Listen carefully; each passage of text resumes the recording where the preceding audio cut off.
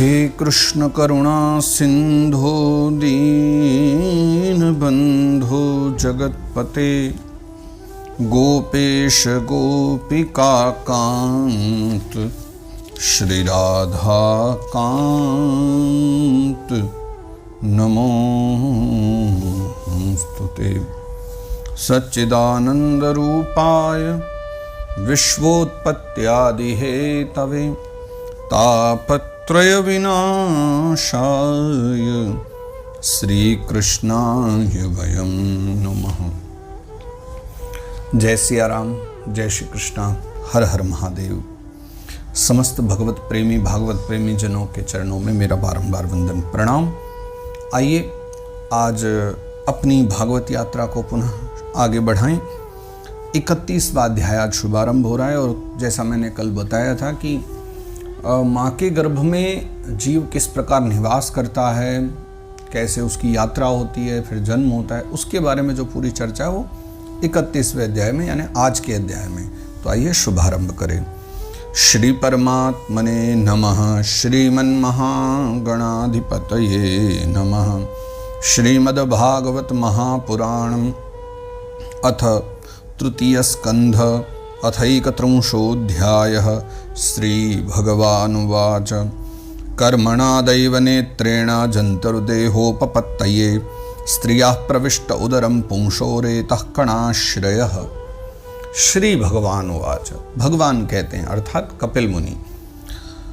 तो कपिल मुनि कहते हैं कि हे माँ, जब जीव को मनुष्य शरीर में जन्म लेना होता है यानी कर्मणा दैवनेत्रेण जन्तुर्देहोपपत्तये यानी अपने कर्मों के अनुसार, यानी जो पूर्व के जो कर्म है उनके अनुसार जब जीव गर्भ में आता है और देह के द्वारा जब उसे उत्पन्न होता है यानी उत्पन्न होना होता है, यानी मनुष्य शरीर में जब वो जन्म लेना होता है, तब क्या होता है कि वह भगवान की प्रेरणा से ना अपने पूर्व कर्मानुसार कर्मणा देवनेत्रेण यानी पूर्व कर्म के अनुसार देह प्राप्ति के लिए स्त्रियाः प्रविष्ट उदरम पुंसोरेतः कणाश्रयः, तब वो जो है पुरुष के वीर्य कण के द्वारा, रेत कण के द्वारा, और स्त्रियाः प्रविष्ट उदरम तब स्त्री के उदर में प्रवेश करता है।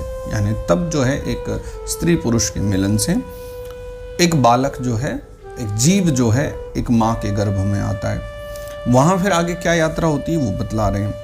कललम त्वेकरात्रेण पंचरात्रेण बुद्बुदम दशाहेन तु करकंधु पेष्यंडम वा ततः परम। कललम त्वेकरात्रेण, पहली रात्रि होती है ना, तो पहली रात्रि में स्त्री के रज में मिल करके वह जो वो रेत कण है वो मिल करके एक रूप कलल बन जाता है। कलल मतलब छोटा सा एक भाग, यानी ये समझिए वो रेत कण रज कण सब मिल करके एक हो जाता है, तो कललम त्वेक रात्रेण, तो एक रात्रि में वो कलल बन जाता है ना, छोटा सा भाग। फिर पंचरात्रेण बुद्बुदम, 5 रात्रि के भीतर यानी 5 दिन बीत गए तो 5 रात्रि के भीतर बुदबुदे का रूप आ जाता है, या जैसे हम बुलबुला भी कहते हैं, कुछ इस रूप में आ जाता है, बुदबुदम रूप हो जाता है। फिर दशाहेन तो करकंधु है ना, करकंधु यानी जब 10 दिन का हो जाता है वो गर्भ, तो करकंधु यानी बेर, जितना बड़ा बेर होता है इतना बड़ा जीव यानी वो शरीर बन जाता है। और पेष्यंडम वा ततः परम, उसके बाद यानी जब 10 दिन बीत जाते हैं उसके बाद जो है मांसपेशी और अंडज प्राणियों में अंडे के रूप में परिणत हो जाता है। अगर वो मानव देह है तो स्वाभाविक है उसमें मांसपेशी आदि बनने लग जाएंगी, और अगर वो अंडज है, अंडज उद्भिज स्वेदज जरायु 4 प्रकार के प्राणी होते हैं, इनकी हम चर्चा करेंगे बाद में, क्या इनमें सब में भिन्नता होती है। तो जो अंडज होते हैं यानी अंडे से उत्पन्न होने वाले पक्षी आदि, तो वो तो जो है 10 दिन के बाद फिर अंडे के रूप में तैयार हो जाया करते हैं, और बाकी जो हैं यानी मानव देह आदि हैं तो उनमें मांसपेशियां परिणत हो जाती हैं। मासेन तु शिरोद्वाभ्याम बाह्व्यंघ्राद्यंग विग्रह नखलोमास्ति चर्माणे लिंगच्छिद्रो भवत्श्रिभिः।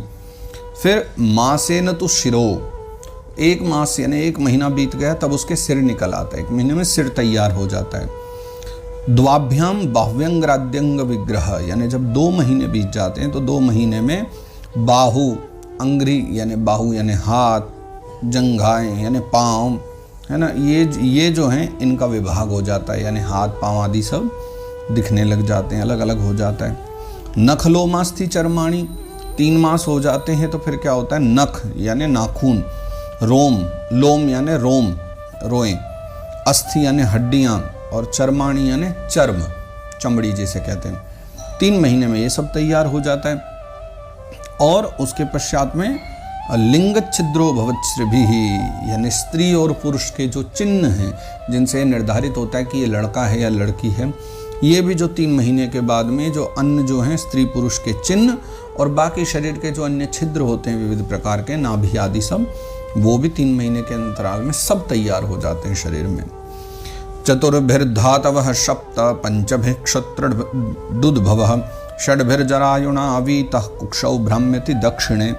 इसके पश्चात क्या होता है कि चतुर्भिर्धातवः सप्त, यानी 4 मास का जब बालक हो जाता है, जीव जो है जब गर्भ में माँ के 4 महीने का हो जाता है ना, तो धातवः सप्त यानी 7 प्रकार की जो धातुएं हैं, है ना, वो सभी उसके भीतर पैदा हो जाती हैं। और पंचभिक्षुत्रुडभवः, यानी 5वां महीना जैसे ही आता है जीव का तो उसे भूख प्यास लगने लगती है। 5वें महीने में अगर गर्भ में बालक है तो वो भूख प्यास का अनुभव करता है। षड्भिर्जरायुणावीतः, जैसे 6ठा महीना आता है गर्भ में, माँ के गर्भ में जब 6ठा महीना आरंभ होता है जीव का, तो फिर क्या होता है कि कोक्षौ भ्राम्यति दक्षिणे। सबसे पहले तो जरायुणावीतः, यानी जो माँ के गर्भ की एक झिल्ली होती है ना, उसमें लिपट जाता है वो बालक, है ना, 6ठे मास में। और कोक्षौ भ्राम्यति दक्षिणे, दाहिनी जो कोख होती है माँ की, वो दाहिनी कोख में घूमता रहता है, यानी अपने 6ठे महीने में।